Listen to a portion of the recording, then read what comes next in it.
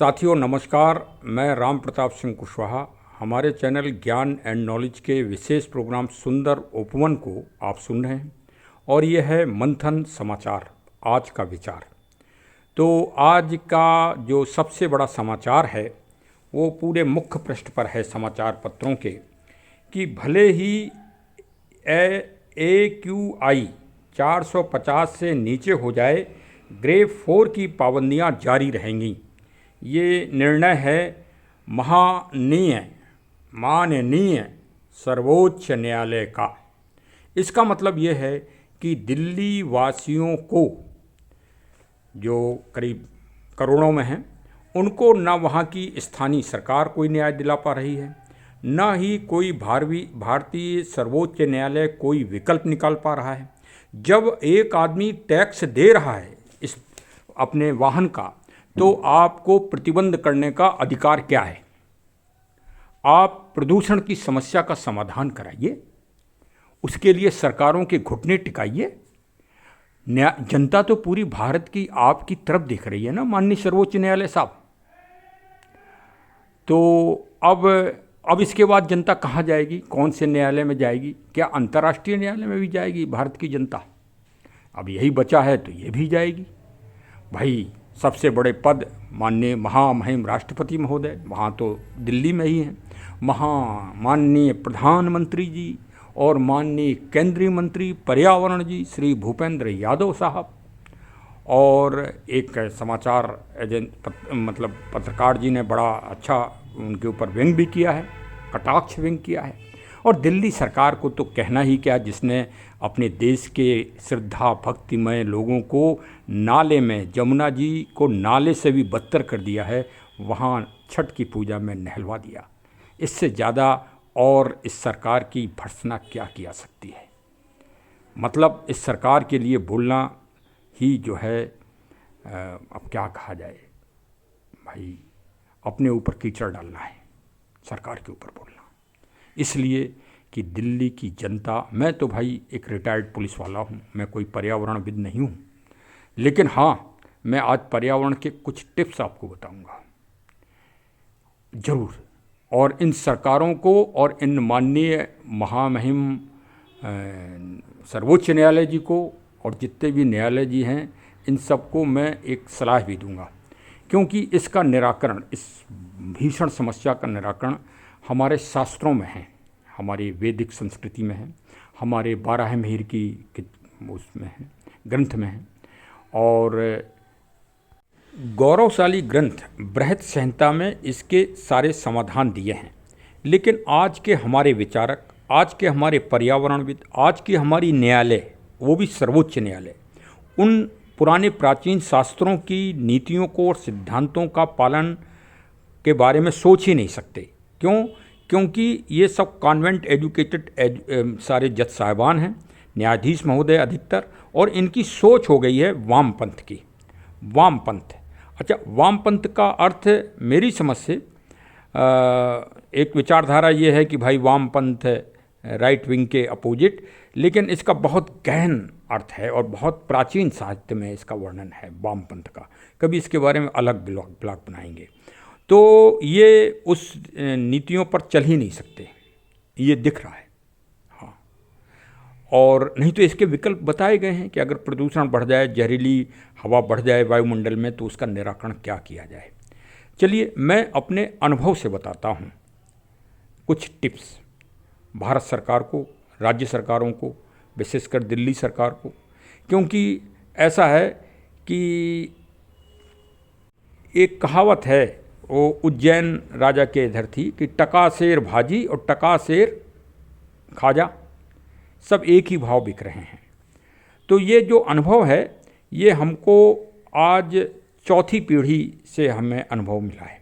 देखिए, हम बुंदेलखंड में जनपद जालौन के रहने वाले हैं और हमारा गांव है जगतपुर, जो यमुना जी की नदी है मलंगा, उसके किनारे बसा है। और बुंदेलखंड आप जानते हैं कि ऊसर है और चट्टान है, पानी है नहीं। और तब तो नहीं था, 4 पीढ़ी पहले। हम अपने पितामह जी की बात कर रहे हैं, श्री आधार सिंह जूदेव कुशवाहा जी की, जो कि मिलिट्री में उस समय अंग्रेज़ों के टाइम पर हॉनररी कैप्टन से रिटायर हुए थे और उन्होंने रिटायरमेंट के आने के बाद अपने उस बेहड़ इलाके में बाग लगाना चालू किया था, जिसमें आम है और आंवला है और पीपल है, बरगद है, पाखर है, कटहल है आदि पेड़ उन्होंने बड़ी दूर दूर से मंगा के उस निर्जन स्थान में लगाए थे, जिसको ऊसर कहा जाता है।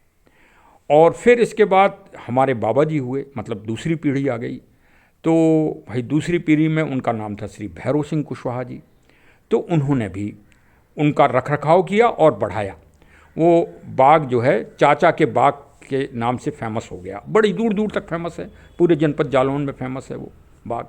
अब जो है उनके वंशज, उनके भतीजे श्री रुद्र प्रताप सिंह कुशवाहा जी, जो औरैया में निवास करते हैं, वो वहाँ देखभाल करते हैं। वहाँ श्री डाणेदेव महादेव जी शंकर भगवान का मंदिर है, और आप जाएंगे तो आपको कई किलोमीटर में इतना सुंदर बाग नहीं मिलेगा। हाँ, इतना सुंदर स्थान नहीं मिलेगा। हाँ, हमारे बड़े भाई थे श्री राघव साहब, और जो है वो स्वर्गवासी हो गए।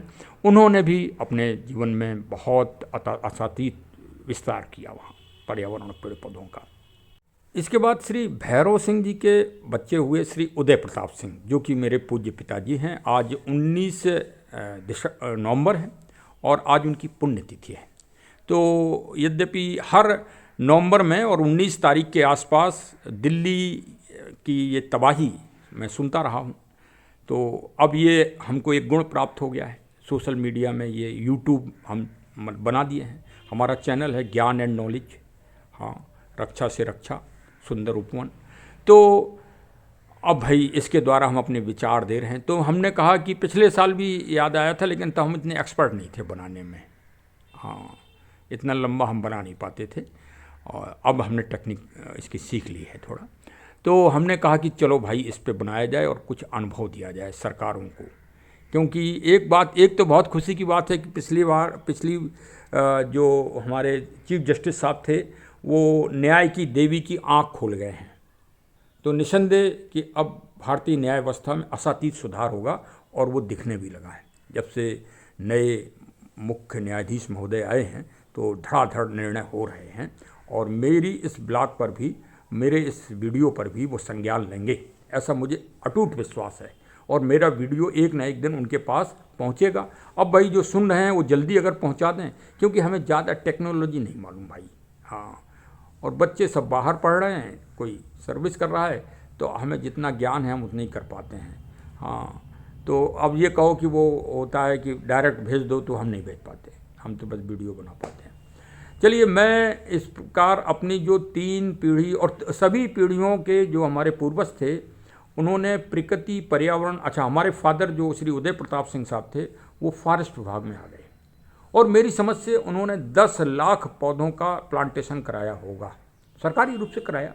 उसके लिए कोई व्यक्तिगत हम वो नहीं दे रहे हैं, लेकिन व्यक्तिगत रुझान भी है कि उन्होंने जन जागरण फैलाया, और उन्होंने स्वयं भी पौधे लगाए, जो आज पौधे फल दे रहे हैं, बड़े हो गए हैं।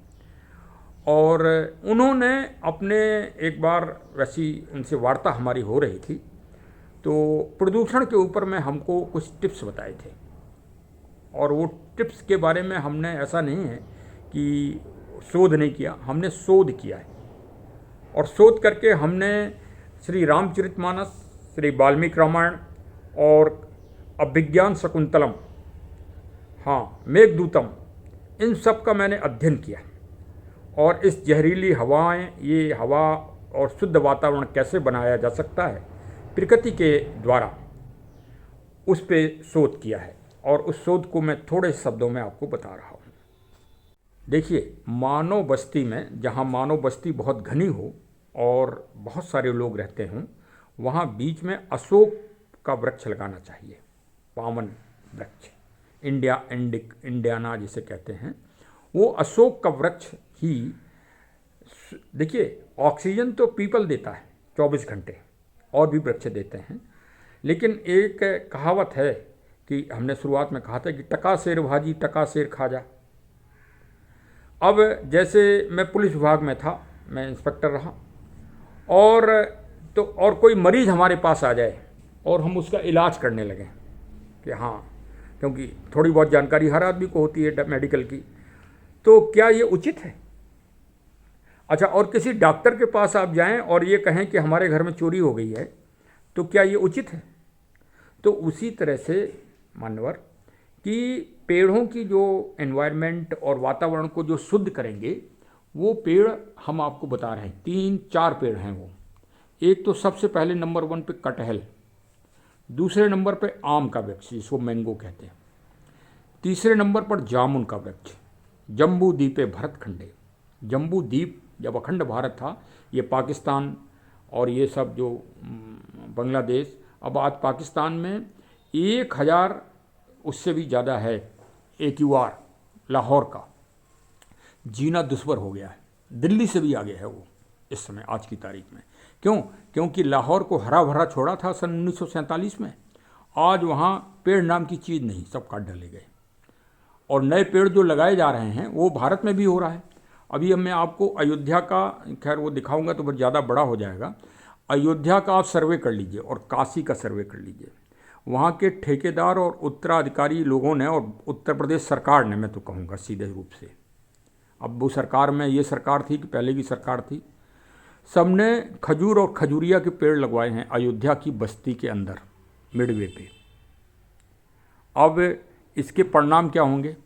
आज तो ठेकेदार ने पैसा ले लिया जनता का और अधिकारियों ने भी पैसा उड़ाया, खूब कमीशन, सरकार का पैसा चला गया। सरकार, मंत्री जी को कोई चिंता नहीं, क्योंकि मंत्री जी को पर्यावरण की एक आने भर की जानकारी नहीं। मंत्री जी जो भी मंत्री जी होंगे, वन मंत्री, पर्यावरण मंत्री, या उनको कोई जानकारी नहीं, ना कभी किसी गुरुकुल में गए होंगे, ना कोई ट्रेनिंग ली होगी, तो क्या कर सकते हैं? सिर्फ देख सकते हैं कि हाँ पैसा सरकार का खर्च हो रहा है। तो मैंने 3 पेड़ बताए अभी आपको, चौथा पेड़ एक और बता रहे हैं, बेल का वृक्ष। बेल, इनके पत्तों में लिक्विड होता है, लुब्रिकेशंस।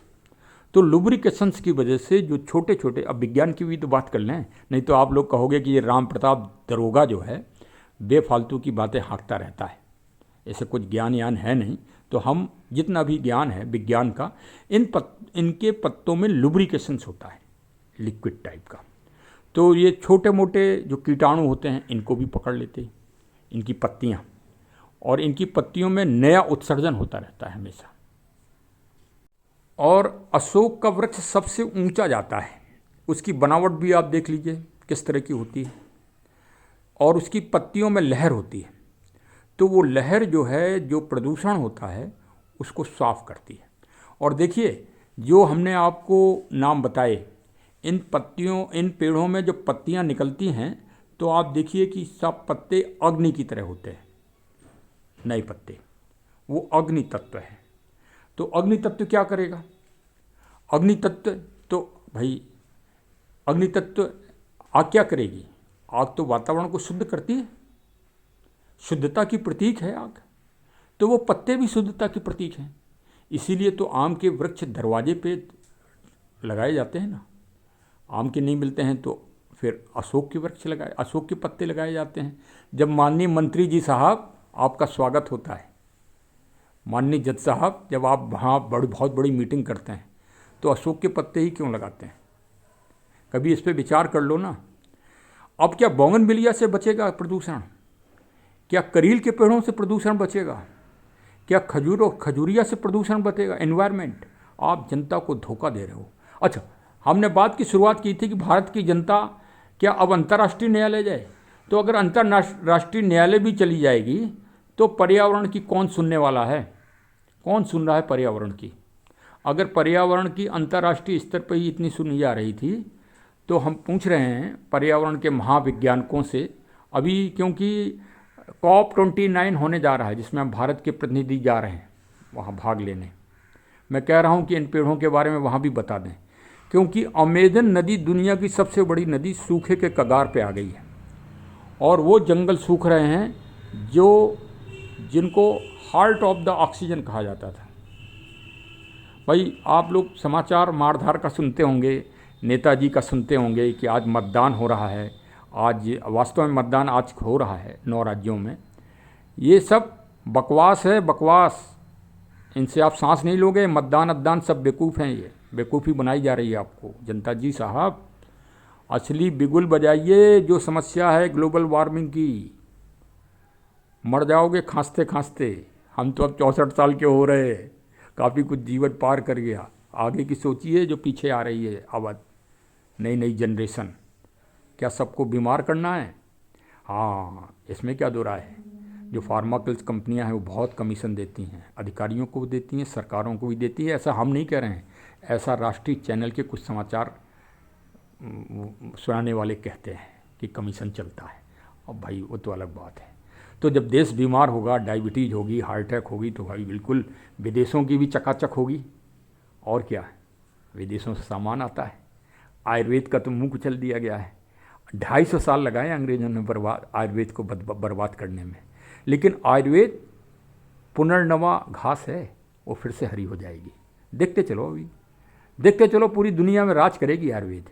हाँ, आगे जो भारत में विस्तार हो रहा है आयुर्वेद का, कई कंपनियां, एक तो बाबा रामदेव साहब तो कर ही रहे थे, एक डॉक्टर संजीव कुमार साहब भी आ गए AWPL में। उनकी भी दवाएं बहुत अच्छी हैं, बहुत श्रेष्ठ आयुर्वेद में। एक नई चीज़ आई है आयुर्वेद में भारत में, AWPL। हाँ, खैर चलिए, विषय बदल जाएगा।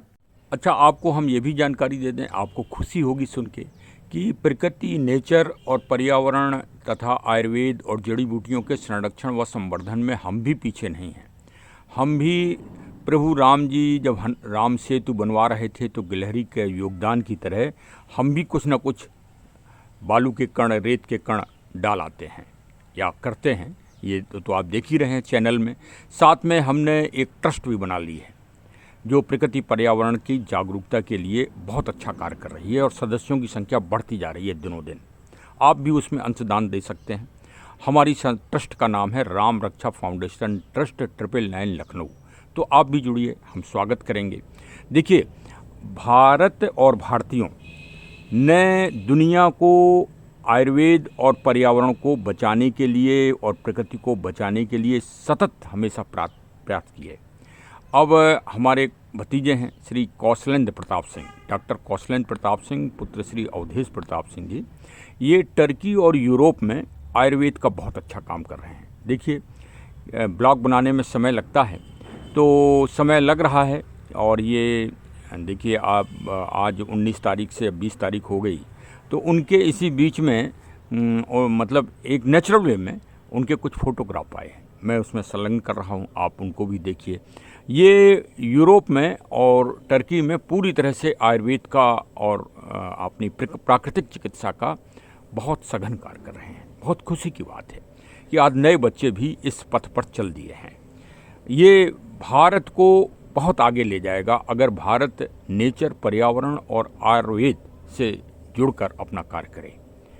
अब देखिए, मैंने शुरुआत की थी अशोक के वृक्ष से, तो अशोक का वृक्ष तो लगाएं ही, साथ में पीपल, बरगद और पाखर का भी वृक्ष लगाएं, क्योंकि इनके भी पत्ते जो निकलते हैं वो स्टार्टिंग में लाल रंग के ही निकलते हैं। मतलब आप देखिए तो उसमें भी अग्नि तत्व है। और ये तीनों पेड़ हमेशा ऑक्सीजन देते हैं, पाखर, बरगद और पीपल। और भी कोई भी वृक्ष तो आप कोई भी लगा सकते हैं, घर में नहीं हो तुलसी का वृक्ष लगाइए, सबसे अच्छी बात यह है, समी का वृक्ष लगाइए। खैर, अब देखिए, अशोक की बात हमने स्टार्टिंग में आपको छेड़ी। अब इसका वैज्ञानिक तो हमने आपको महत्व बता दिया कि लुब्रिकेशन होता है। अब मैं थोड़ा सा आपको आध्यात्मिक महत्व भी बता दूं। देखिए, कोई चीज़ को समझिए तो पूरी तरह से समझिए, जिससे आप कहीं भी निडरता के साथ और अटलता के साथ खड़े हो सकें। हाँ, तो देखिए, अब अशोक के वृक्ष का कितना बड़ा आध्यात्मिक महत्व है कि भगवान प्रभु श्री राम जी जब वनवास के लिए निकले घर से, तो पहला जो विश्राम उन्होंने किया वो अशोक, पावन अशोक के वृक्ष के नीचे किया था, श्रृंगबेरपुर में के पास। तो अब आप समझ गए। और रावण जो है माता सीता जी को अपहरण कर ले गया, हम सब लोग जानते हैं। और उसने भी सबसे पहले ये घोषणा की कि माता सीता जी को किसी महल में नहीं, किसी किले में नहीं, अशोक वाटिका में रखेंगे, अशोक के वृक्ष के नीचे। माननीय चीफ जस्टिस साहब, अब तो संभवतः आप भारतीय दर्शन को समझेंगे कि कितना बड़ा दर्शन है और अशोक के वृक्ष की कितनी बड़ी महत्ता है। और माननीय प्रधानमंत्री जी, आप भी थोड़ा सा नज़र डाल लें। और क्योंकि आप विश्व में जाते हैं भारतीय संस्कृति को फैलाने, हमारे विदेश मंत्री साहब और भी रक्षा मंत्री श्री राजनाथ सिंह साहब, तो ये बाहर भी जाते हैं, हमारी संस्कृति को वो करते हैं। और आचार कथाकार श्री बागेश्वर धाम श्री धीरेन्द्र शास्त्री साहब भी इस बात पर ध्यान दें। वो सिर्फ एक धार्मिक काम करने लगे हैं, वो प्रकृति का काम नहीं कर रहे हैं, जबकि स्टार्टिंग में वो प्रकृति के काम को करने प्रारंभ कर रहे थे। इस कारण हम उनको अनन्य भक्त हो गए थे और उनसे हम जुड़ गए थे और जुड़े हैं। खैर वो तो अलग बात है। अध्यात्म अलग चीज़ है और प्रकृति पर्यावरण नेचर अलग चीज़ है, दोनों अलग हैं। हाँ, अध्यात्म से तो हम मानवों का चरित्र बल बनता है, लेकिन इस प्रकृति नेचर से जितने भी मानव हैं, जितनी भी सृष्टि, जीव जंतु, स्थलचर, जलचर, थलचर, नभचर, अंडज, सबका जीवन चलता है और सृष्टि का जीवन चलता है। तो देखिए भाई, हमने 19 तारीख से ये बनाना ब्लॉग चालू किया था अपने पूज्य पिताजी की पुण्यतिथि से, और ये आज हम ख़त्म कर पा रहे हैं 21 तारीख को। तो आज है पुष्य नक्षत्र, बहुत ही पावन नक्षत्र है। ये बड़े सौभाग्य से जीवन में मिलते हैं। तो अगर आपने वृक्ष न लगाया हो तो आंवले का वृक्ष लगाइए। कार्तिक और मार्गशीर्ष माह में आंवले की पूजा की जाती है। मार्गशीर्ष माह के लिए गीता में भगवान श्री कृष्ण जी ने कहा है कि मैं मार्गशीर्ष का स्वरूप हूँ। तो बहुत ही पावन दिवस है। वृक्ष अगर ना लगाया हो तो घर में तुलसी का वृक्ष लगाएं और आंगन में और कहीं भी आंवले का वृक्ष लगाएं इस समय। तो अब तीसरा काम एक और ये कर लें। 2 काम तो ये हो गए, एक तुलसी और एक आंवला, और अशोक का वृक्ष तो लगाना ही है एनवायरनमेंट के लिए। और चौथा काम है, हमारे चैनल को आप सब्सक्राइब कर लें। ब्लॉग बड़ा हो रहा है, फिर जो सुनने वाले होते हैं वो तो कहते हैं विषय तो बहुत अच्छा होता है लेकिन बहुत बड़ा बना देते हो। आज की दैनिक दिनचर्या में इतना समय निकालना, लेकिन जिस टॉपिक को हम विषय को लेकर चल रहे हैं इसके लिए ये समय थोड़ा है। इसके लिए तो 24 घंटे में 4 घंटे आपको देना चाहिए। हाँ, तब आप अपना भूत, भविष्य और वर्तमान तीनों आप अच्छा कर पाएंगे। जय हिंद, जय हिंद, जय हिंद। चरे वेति, चरे वेति, चरे वेति।